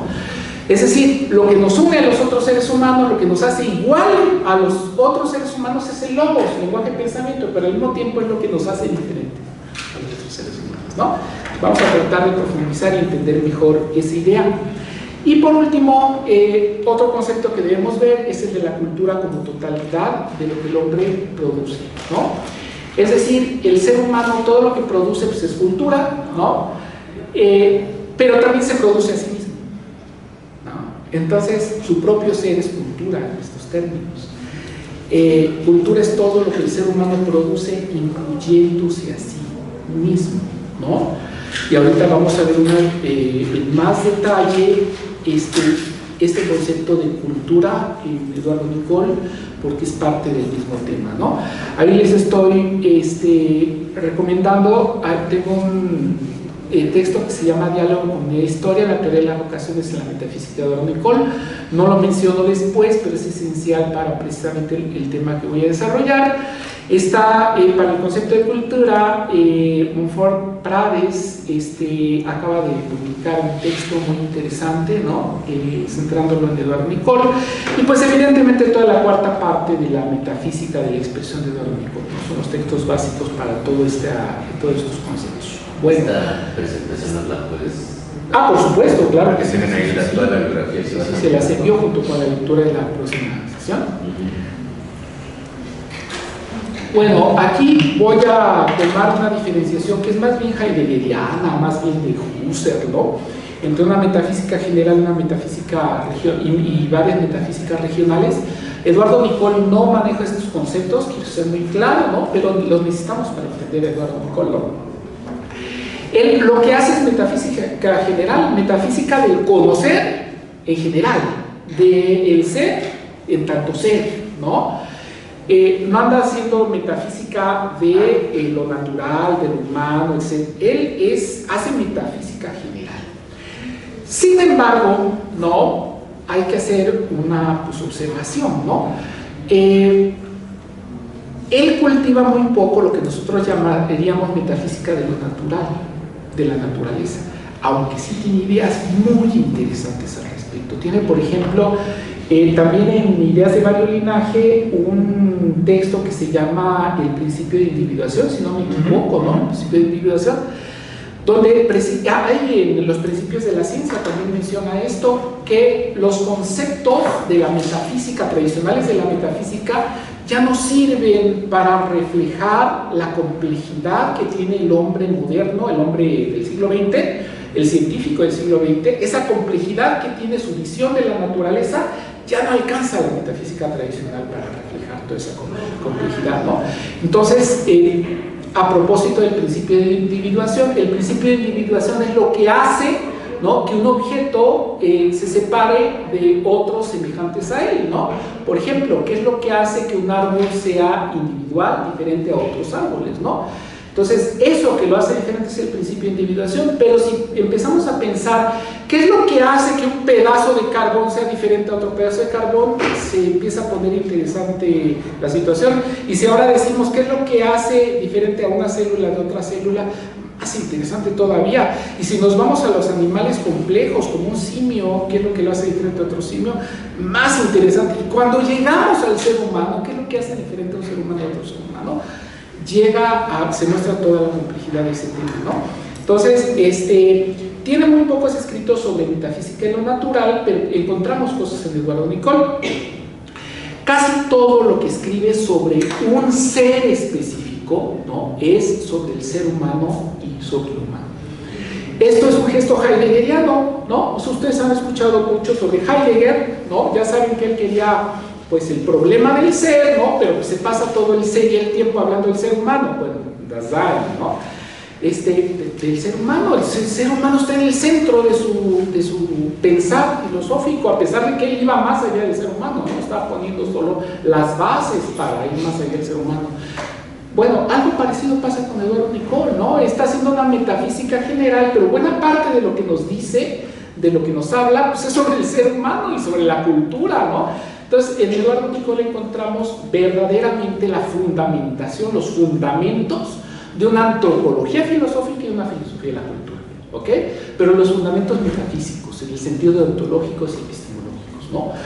Hay una fundamentación, y eso no es gratuito. Él comenzó haciendo filosofía de la psicología, muchachos, en su libro, La psicología de las situaciones vitales. Su problema era de filosofía de la psicología, así tal cual, ¿no? Él creía que la filosofía, la psicología la antropología filosófica de su época era demasiado psicológica y quería darle una base más ontológica, más epistemológica, y para eso escribió la psicología de las situaciones vitales. Y conforme avanzó el tiempo, él lo menciona en sus cartas, ¿no? Cuando tenía que presentar esta obra a Ezequiel Chávez, a intelectuales europeos y estadounidenses, él lo explicaba, ¿no? Cuando yo iba escribiendo la psicología de las situaciones vitales, pues me di cuenta que ahí había una antropología filosófica, y por eso es que su siguiente libro es La idea del hombre, precisamente, que ya es una antropología filosófica. Ahora, ¿por qué reescribe, ahorita que lo mencionaba el doctor Linares, por qué reescribe la idea del hombre? Pues, miren, si ustedes lo comparan las dos versiones, la primera versión de La idea del hombre es la transición de la filosofía de la psicología a la antropología filosófica. El segundo, ¿no?, La idea del hombre, que ustedes leyeron un capítulo, ¿no?, ya es una metafísica, ¿no?, una ontología, epistemología en el nivel de los fundamentos del ser humano, ¿no? Ya no es solo una fundamentación de la antropología filosófica, sino que ya es metafísica, ontología, epistemología en el nivel de los fundamentos, ¿no?, y sistemático, ¿no? Entonces, o sea, hay un cambio de enfoque, pues es un cambio muy importante. No hay cambio en el contenido prácticamente, ¿no? Pero sí, digamos que es muy significativa la reelaboración que hizo Eduardo Nicol, ¿no? Bueno, entonces esto queda dicho para su concepción de la metafísica. Las lecturas básicas pues son La crisis de la ciencia, física y metafísica en los principios de la ciencia, ahí están las páginas, y en Ideas de Mario Linaje, el retorno a la metafísica, es importantísimo, y es una lectura introductoria muy importante para los principios de la ciencia precisamente, ¿no? Bueno, ahí está. Entonces, entrando de lleno a nuestro tema, el orden humano del ser, ¿no? La existencia humana es la forma vocacional del ser, nos dice Eduardo Nicol en La metafísica de la expresión. Yo quiero leerles un primer párrafo, es el parágrafo 28, que está en la página 199 de La metafísica de la expresión. Voy a tratar de escoger nada más la parte central, porque no tenemos tiempo. Pero me va a servir para que entiendan ustedes el poder que tiene la escritura de Eduardo Nicol, ¿no? La primera vez que me acerqué a Eduardo Nicol fue por su poder literario, ¿no? Y después vino el poder de su pensamiento, ¿no? Pero primeramente es un gran escritor Recordemos una y otra vez que Eduardo Nicol fue catalán, ¿no? Su lengua materna era el catalán, aprendió como segunda lengua el español y es un gran escritor en español, ¿no? Su tercera lengua era el francés, manejaba muy bien el francés, pero después le estaban reprochando que no utilizaba bien el inglés, que no utilizaba bien el alemán a mediados de los 40, ¿no? 44, 45. Y él responde de explicaciones biográficas, pero estos que le reprochan que no utilizaba muy bien el inglés, el alemán, no se paraban a pensar, su lengua es el catalán, ya domina el español, ya domina el francés, ya iba por el inglés, que lo sacaba dominando evidentemente, ¿no?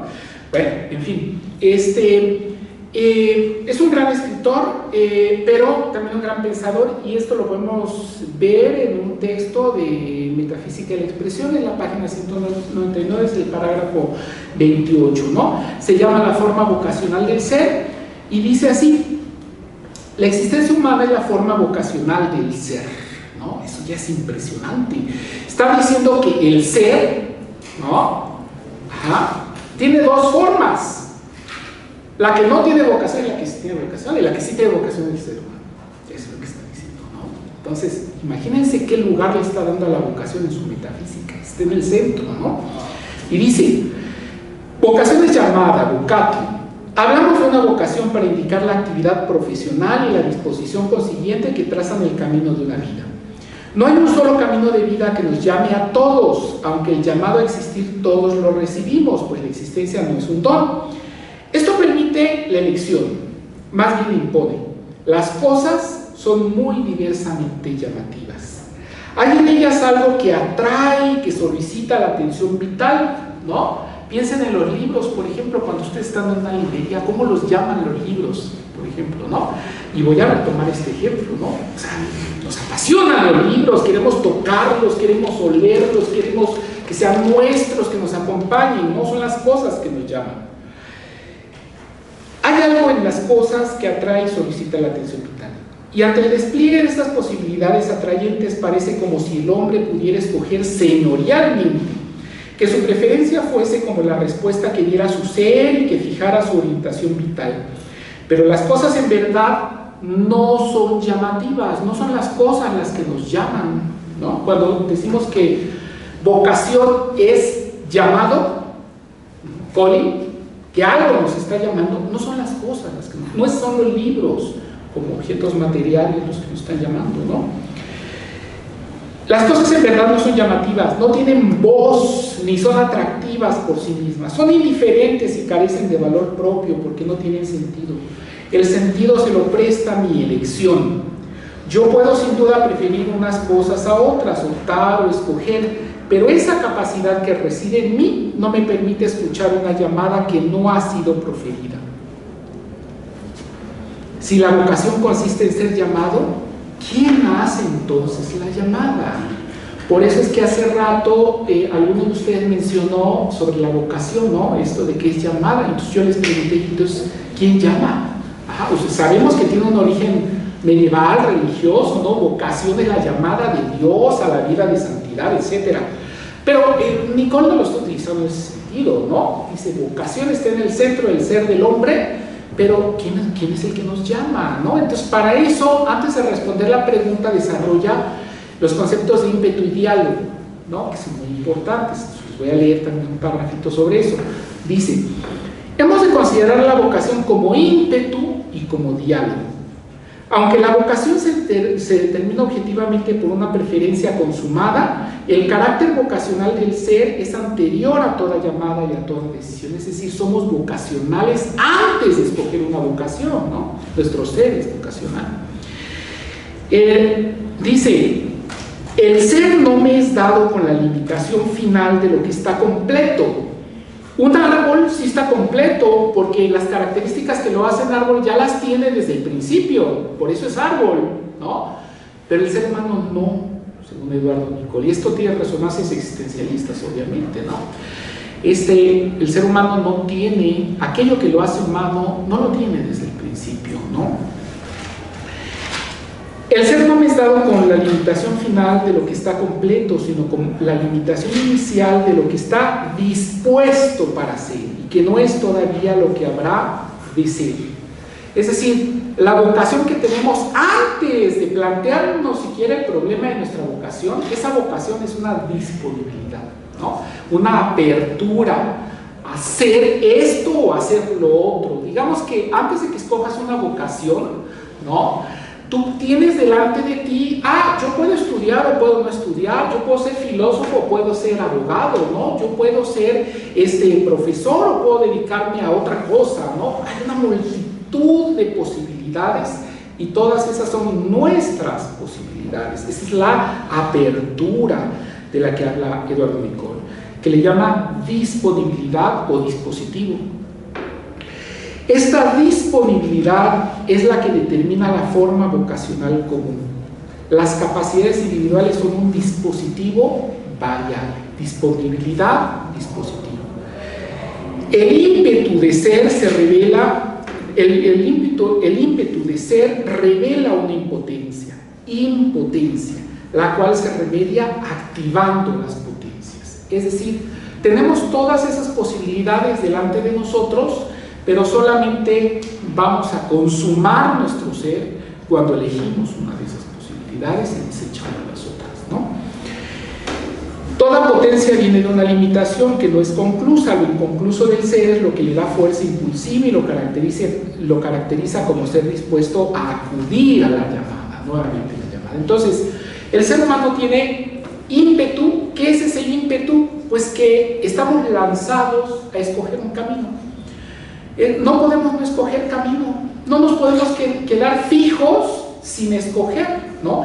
Hasta las personas que deciden no decidir, están decidiendo, ¿no? Hasta si dices, no quiero tener una vocación, quiero vivir en la indeterminación, quiero vivir en la incertidumbre, no quiero darle plenitud a mi vida siguiendo un determinado camino, sino que quiero estar abierto a donde la vida me lleve, incluso eso es una decisión, ¿no? Pero si escoges un determinado camino, con más razón, no puedes no elegir, ¿no? El hombre está condenado a ser libre, decía Sartre, ¿no? Bueno, pero aquí viene el diálogo entonces y la respuesta. ¿Quién nos llama cuando escuchamos la voz de la vocación? Cuando escuchamos la llamada, ¿quién nos llama? Y dice, las cosas no tienen voz, pero sí la tienen nuestros semejantes, los otros hombres, y es el diálogo con ellos más que el despliegue de las cosas lo que contribuye a decidir nuestra elección. En cada situación vocacional, sobre todo durante la adolescencia, no se delibera sobre la atracción mayor o menor de las cosas, sino sobre los caminos de vida que por ellas, a través de ellas, han trazado ya otros hombres, ¿no? Y entonces yo les pediría que piensen, ustedes están estudiando filosofía, están estudiando historia, ¿qué imágenes los volcaron a ese camino? Sobre todo en la época en la que vivimos, ¿no? Que ser humanista es como ser un paria en nuestra sociedad, ¿no? No vas a... Ay, no, perdón, mejor no los desanimo a ustedes, ¿no? Pero... no vas a encontrar grandes reconocimientos, alfombra roja. Eso es para los artistas, para los cantantes, para los actores, para los deportistas. Un humanista pues tiene un camino muy difícil por delante, ¿no? Entonces, ¿qué fue lo que los lanzó a ese camino? ¿Qué imagen? Si son filósofos, ¿vieron alguna vez a Ortega y Gasset así, con su frente gigantesca que tenía su mirada penetrante?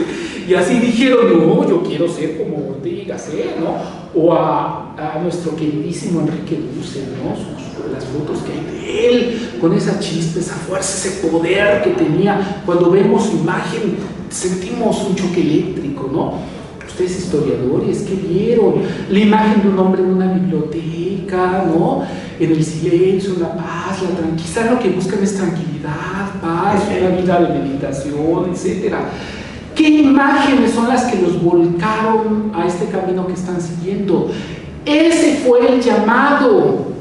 Los llamaron esos hombres, es Ortega Gasset, es Enrique Dussel, ese historiador, esa biblioteca, ese silencio, esa paz, esa meditación que ustedes están buscando, pero es algo que otros hombres hacían. ¿Quién nos llama en la vocación, en la llamada? Pues nos llaman los otros hombres a través de su ejemplo. ¿Ya? Es algo que tenemos muy perdido en nuestra cultura, es el ejemplo. Parece risible, parece criticable hablar de ejemplo, porque nadie es ejemplar, todos tienen defectos, ¿no? Todos cojean de algo, sí es cierto. Pero Eduardo Nicol nos ayuda a recuperar esta idea de la ejemplaridad. Cuando tú hablas de vocación, cuando alguien tiene vocación es porque sintió el poder del ejemplo. No sé si ustedes, que son humanistas, han visto las fotografías de Alfonso Reyes en su biblioteca leyendo, ¿no? La Ilíada, la Odisea, ¿no? Sus griegos, ¿no? Tiene su barba blanca, y es como un Sócrates, ¿no? Pero con traje. ¿Qué poder tiene ese tipo de imágenes sobre las personas que hacen nacer una vocación, ¿no? Son múltiples, muchísimas las imágenes, se van reforzando una y otra vez. Una de las imágenes más poderosas que yo guardo en lo personal es el de la doctora Juliana González, ¿no?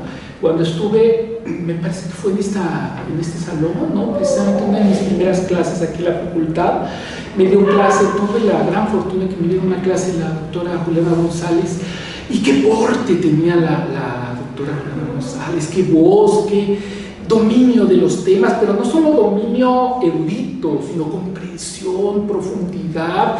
A cada paso te revelaba cosas nuevas, ¿no? Pues uno queda totalmente capturado en eso, ¿no? Es la llamada de otros seres humanos. Cuando tú vas a una librería y te fascinan los libros, no es tanto la cosa, es evidente, ¿no? Sino que detrás está Foucault, ¿no? Y que detrás está Sartre, y detrás está Gadamer, y detrás está Heidegger, y es eso lo que nos está arrastrando, ¿no?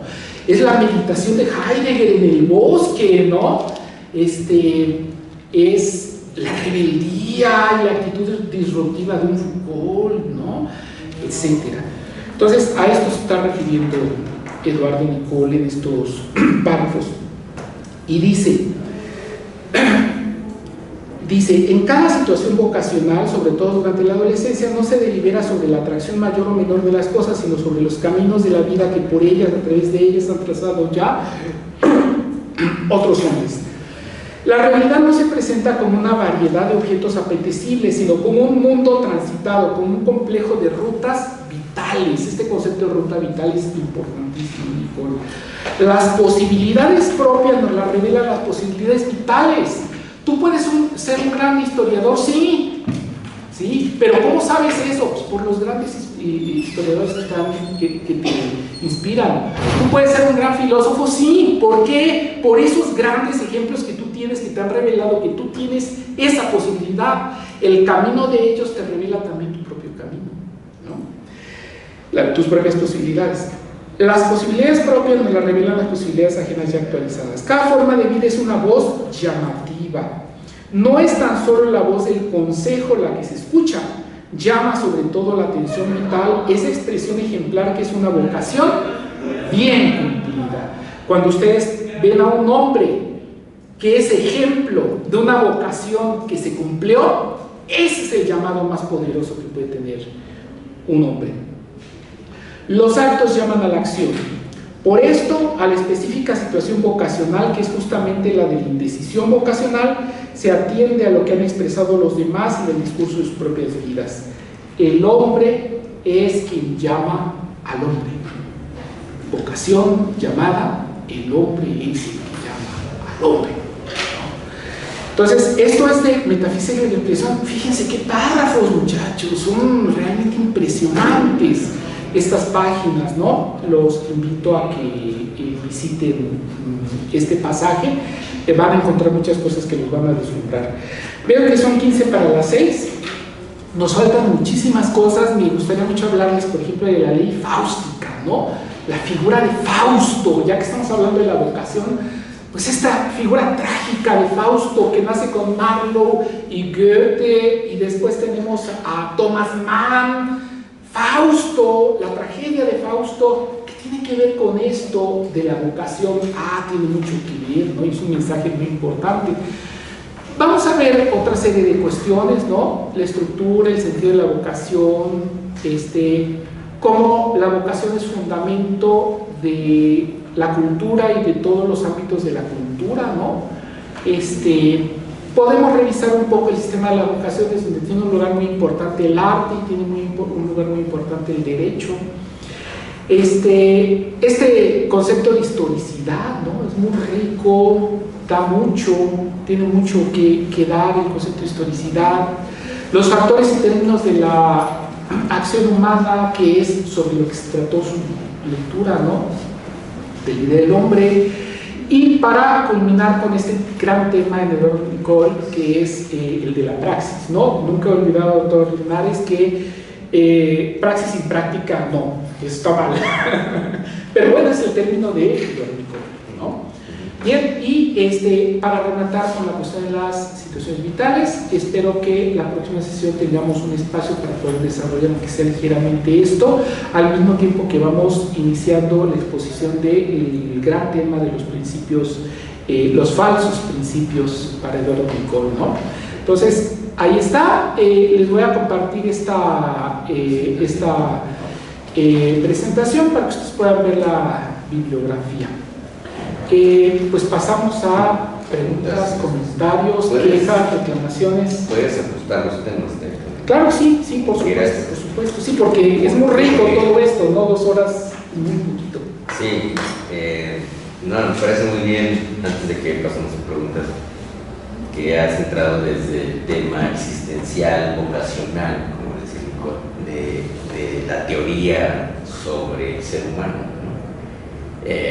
Hay una antropología filosófica, ontológica profunda de Nicol, que está desplegada en la idea del hombre.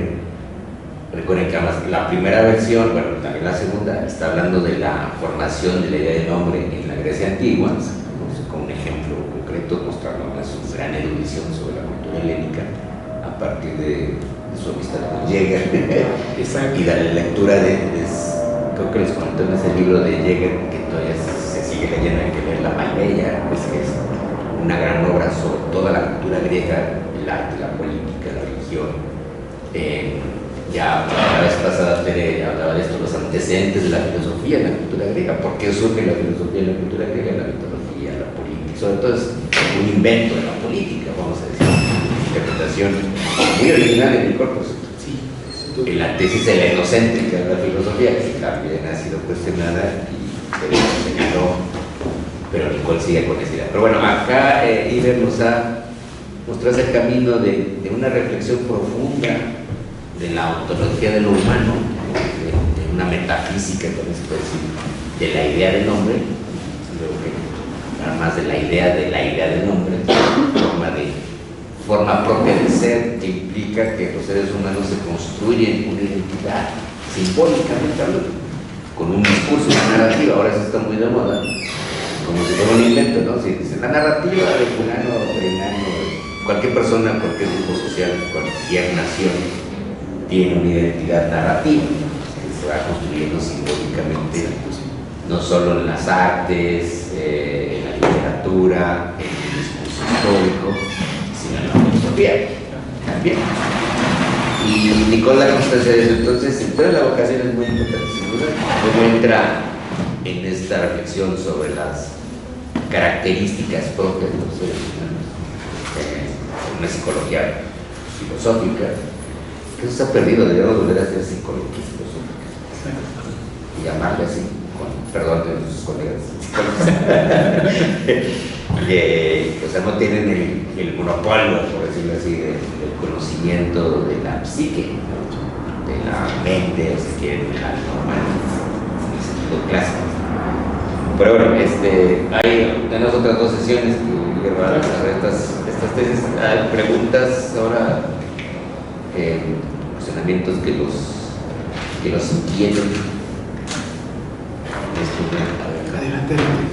Bueno, tal vez me voy a salir del tema, ¿no? Pero me llama la atención esta cuestión de la metafísica regional. ¿Podrías profundizar un poco a qué se refiere esto y tal vez dar algún ejemplo? Claro, por supuesto. Sí, esto comentaba que no son conceptos de Eduardo Nicol, vienen de la filosofía heideggeriana, Husserl, fenomenología. Se cultivó la metafísica general como un pensamiento acerca de las bases de la ontología y las bases de la epistemología, es decir, lo más esencial acerca que podemos decir acerca del ser y del conocer, ¿no? Por ejemplo, ¿qué diferencia hay entre ser, existencia, realidad? Eso es un tema muy general, ¿no? Lo abarca todo, lo humano, lo natural, todo. Es un tema de metafísica general, precisamente. O cuando decimos el conocimiento, ¿no? ¿Qué es el conocimiento? ¿Qué componentes tiene el conocimiento? ¿Qué tipos de conocimiento hay? Pues también es un tema muy amplio, abarca todos los tipos de conocimiento, ¿no? Eso es lo que podríamos llamar metafísica general, ¿no? En el sentido de Eduardo Nicol, que vemos las bases del ser y del conocer, pero cómo se entrelazan, ¿no? Sin embargo, en Eduardo Nicol podemos encontrar como estudios más específicos, pero siempre desde el enfoque de su metafísica general, ¿no? El ejemplo es la filosofía de la cultura que ustedes deben haber visto en la teoría de la mundanidad de Eduardo Nicol, ¿no? La teoría de la mundanidad de Eduardo Nicol, él diferencia universo, mundo, ¿no? El universo siempre es uno, pero los mundos siempre son plurales. El ser humano siempre está en el centro del mundo. Todos los seres humanos siempre están en el centro del mundo. Entonces el mundo tiene muchísimos centros. Todo esto está hablando de la cultura y nos habla de cómo se genera, cuál fue la génesis de el arte, de la religión, del derecho, de la economía, etcétera, y de cada una de estas formas culturales, ¿no? Que algunas son vocacionales y otras no. Por ejemplo, la economía no es precisamente una vocación, ¿no? Pero si hablamos del arte y de la ciencia, pues sí son vocaciones, ¿no? Vamos a ver un poquito más adelante por qué. Habla de la génesis, pero al mismo tiempo habla de cuál es el principio que rige cada una de estas actividades. ¿Qué es lo que hace que el arte sea arte? ¿Qué es lo que hace que la ciencia sea ciencia? ¿Qué es lo que hace que la religión sea religión? Entonces, él no desarrolla una filosofía de la cultura completa, pero sí te da las bases metafísicas de la metafísica para entender qué es la cultura, ¿no? Y cualquier desarrollo de filosofía de la cultura, pues ya tendría que partir de esas partes, de esas bases, desde la visión de Eduardo Nicol, ¿no? Pero si te das cuenta, ahí ya no está hablando del ser, de la existencia, de la realidad en general, ya está hablando de la cultura, ¿no? Que podríamos entenderla como una dimensión de la vida humana, ¿no?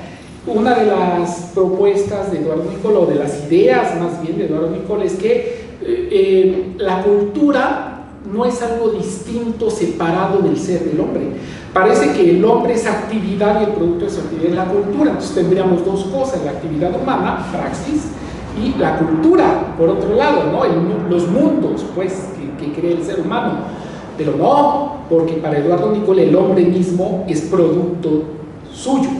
El hombre se produce a sí mismo, entonces él también sería cultura, ya no hay división, ¿entiendes? Es una de las ideas básicas, pero ya está hablando de lo humano, no de lo natural. Ajá. Entonces ahí tendríamos una metafísica regional, ¿no? Pero lo utilizo con mucho cuidado porque ya es imponerle conceptos que no pertenecen completamente, solamente para clarificar un poco, poner un mapa de por dónde andamos, más bien, ¿no? Eso sería, así respondí tu pregunta. Bien, muchas gracias. Sí. ¿Alguna otra pregunta que tengan, muchachos? No hay más preguntas. Las van elaborando y podemos iniciar la próxima sesión con una pequeña charla, ¿no?